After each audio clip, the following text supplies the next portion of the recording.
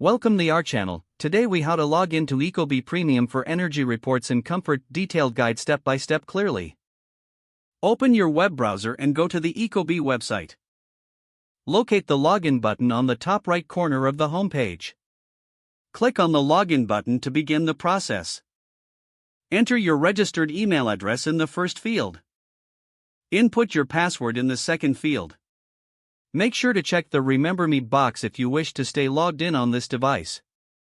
Click on the Login button to access your account. Once logged in, navigate to the Premium section on the dashboard. Here you will find your energy reports and comfort settings. After subscribing, your energy reports will start populating in the dashboard. To view detailed reports, click on the Energy Reports tab. Review the provided insights and tips for optimizing your energy usage. You can also adjust your comfort settings by selecting the comfort option from the menu. Experiment with different settings to find the ideal balance for your home. Make sure to save any changes you make to your comfort preferences. Log out of your account securely after you're finished by clicking the Logout button. This ensures your personal information remains safe. If the page does not load, refresh the browser or try again in a private or incognito window.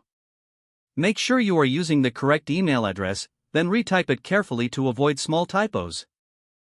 If your password is not accepted, use the reset option and create a new strong password you can remember. Check your spam folder for verification or security emails, then complete any requested confirmation steps. Enable two-factor authentication if available to improve account security and reduce unauthorized access risk. After signing in, review your profile details so your contact information and settings are accurate and current. If you see an error message, note it down and try again after restarting your device and internet connection. Log out when you finish, especially on shared devices. If the page does not load, refresh the browser or try again in a private or incognito window. Make sure you are using the correct email address, then retype it carefully to avoid small typos. If your password is not accepted, use the reset option and create a new strong password you can remember.